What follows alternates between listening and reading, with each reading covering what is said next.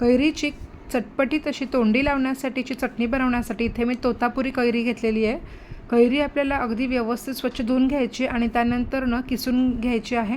तर इथं सगळी कैरी किसून घेतलेली आहे। आता एक छोटंसं मस्त वाटण बनवूया। तर त्यासाठी इथे मी 2 चमचे जिरं घेतलेले आहेत आणि या पद्धतीने त्याची चांगली पावडर केली। त्यानंतर इथे एक 10 ते 12 लसणाच्या पाकळ्या घेतलेल्या आहेत आणि त्याचं दोन्हीचं मिळून एक छान असं वाटण बनवलेलं आहे।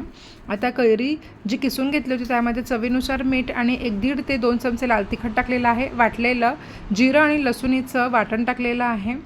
ते व्यवस्थित मिक्स करून एकजीव करून घ्यायचं। आता एक मोठं भांडं घेतलेलं आहे। यामध्ये 2 मोठे चमचे तेल गरम करायला ठेवलेलं आहे।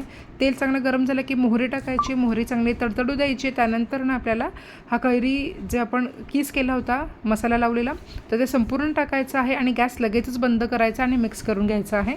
तर इथं आपली अगदी मस्त झटपट तयार होणारी कैरीची तोंडी लावण्यासाठीची मस्त चटपटीत अशी चटणी तयार झालेली आहे।